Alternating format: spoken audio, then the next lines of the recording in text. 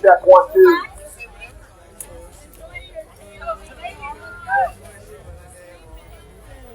Hi, Robert. Check 1, 2. Check. Hello.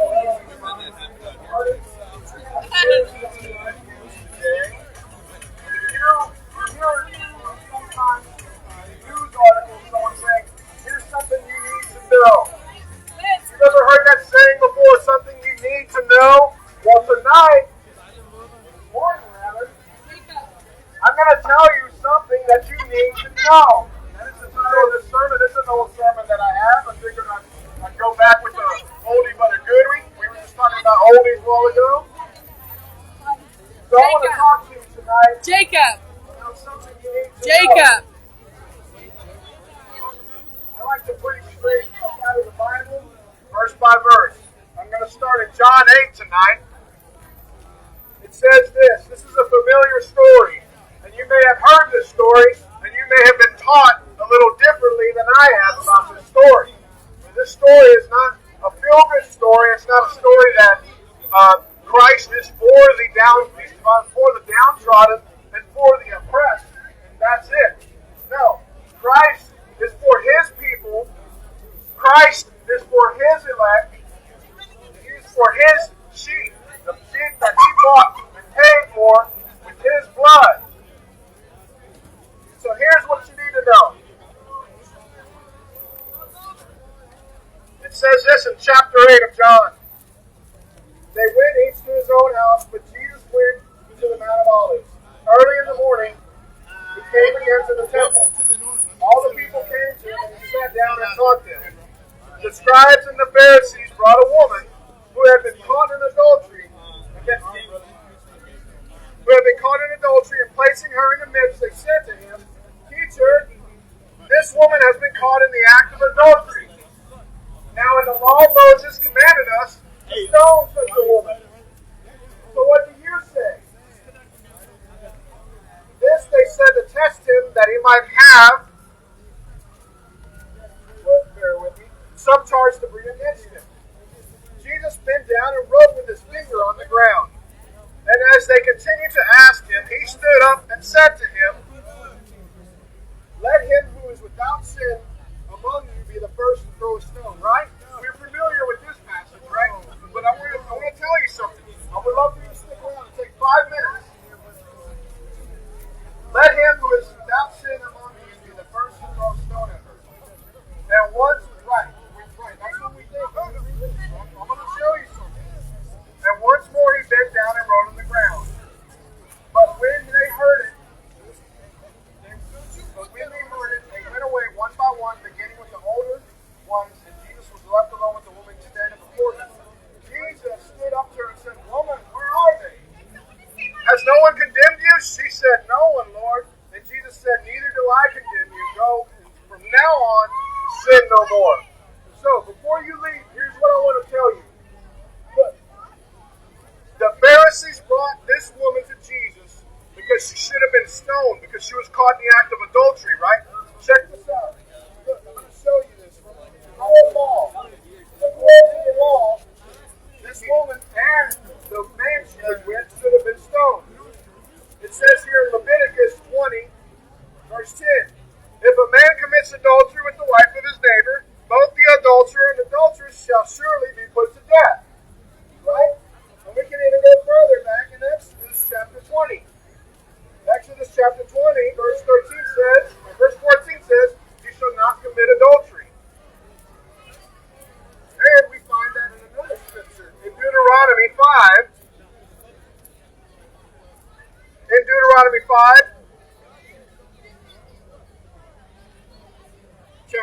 chapter 5, verse 18, and you shall not commit adultery. So we see this over and over again, right?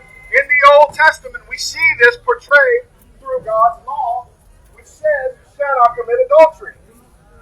So going back to John 8, we see that when the Pharisees brought the woman that was caught in adultery to Jesus, they had every right to stone her. And under the law, she could have been stoned.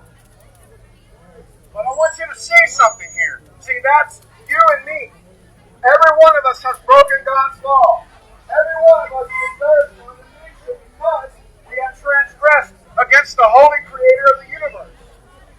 Since Adam and Eve in the garden, when they disobeyed God, when they chose to do what they wanted to do instead of listening to God's law, they chose death. The serpent lied to them and said, you shall surely not die, but indeed they did die. Death was imminent because of their transgression towards God. And so we go back to the woman caught in adultery. That's you and that's me.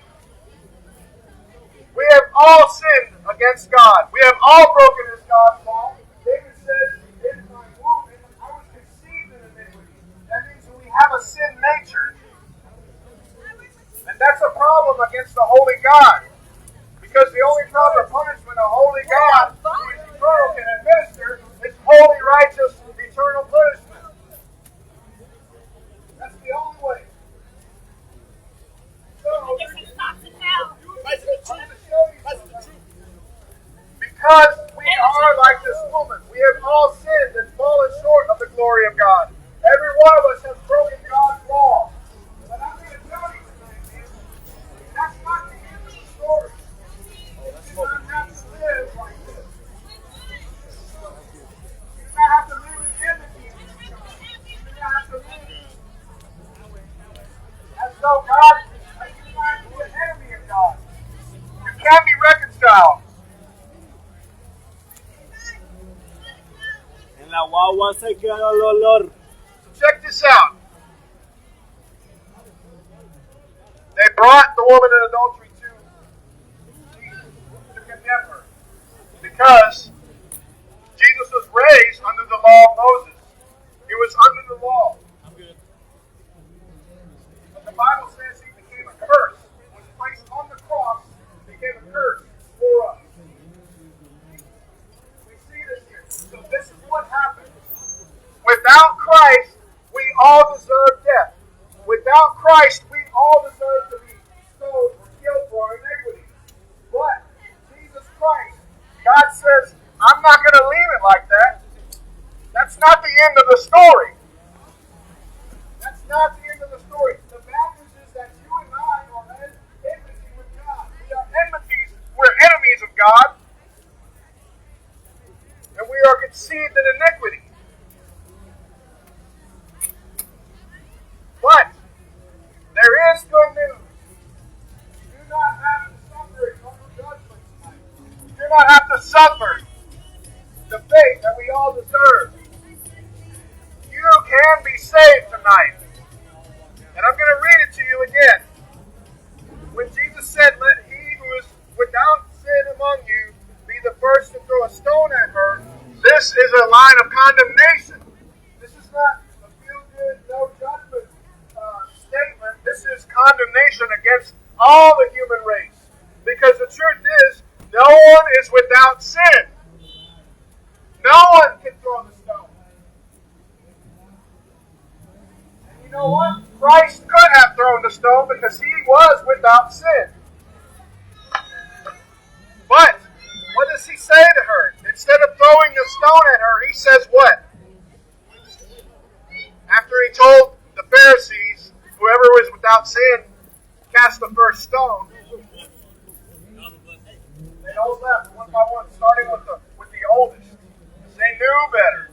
They knew. And then the word says, Hey, can you not take me home? Jesus stood up and said to her, "Woman, where are they?" She said, "No one, Lord." He said, "Has no one condemned you?" She said, "No one, Lord." Jesus, who said, "I did not come into the world to condemn it, but that it might be saved." He said, no one condemned you. Not even Christ condemned her in this state. See, what happens when you are a lawbreaker against God's law, a transgressor against the Most High God, who deserves nothing but death and wrath? When Jesus steps in, he was sent to die on a cross that he might save many, that he might be a ransom for many, as the Bible says. When Jesus steps in the gap, salvation occurs. It's beautiful. He said, "Neither do I condemn you." You can't. Go and sin no more. So this is the fruit of salvation, is that you hate the sin you once loved. And that you turn towards the God that you once hated. So, to sum up, without Christ, there is nothing but death. There is nothing but wrath. There is nothing but anger against you. It's okay. But you must come humbly to Christ. You must turn to Him in humility. You must come to Him. Come to Him. Jesus is God. You know He is. You know He is. See, without Jesus, this is a different story. You understand? Without Jesus in this story, this is a different story. Without Jesus in this story, there is a dead woman lying next to a wall because she sinned against the mighty God. Without Jesus, this is a different story. But Jesus steps in the gap. Jesus intercedes on His beloved's behalf. Jesus steps in the gap. He steps in between you and the wrath of God. If you would just turn to Him and trust Him and trust the work that He did on the cross. See, when Jesus steps in the gap, in between the wrath of God and you, He saves you. That's what salvation is. That's what it means to be saved. And when you understand that, and when He says, "Go and sin no more," He's telling this woman, "I've done a mighty thing for you here today." Jesus, if you would trust Him, you will be spared from death. You will be spared from the wrath of God that you so deserve. Like this woman, we deserve all the punishment we deserve. We deserve judgment. But God did not leave it that way. He sent His Son. He sent His Son to earth. Born of a Virgin Mary. Amen. He became 100% God and 100% man. He lived a perfect life that none of us could live, ever live, including the woman caught in adultery. And He died on the cross, a death that we all deserve. It's called the Great Exchange. He took on our sin, a man who was perfect, who lived a perfect life, and took on our sin, and died a death we deserve, and took on the wrath of God for you and me. If you would just believe and trust in Him. May there be fruit in that. May there be evidence in that. And so, He dies a death that we deserve. And 3 days later, see, God doesn't leave things unfinished. God says in Philippians 1:6, He will finish what He starts. He always does.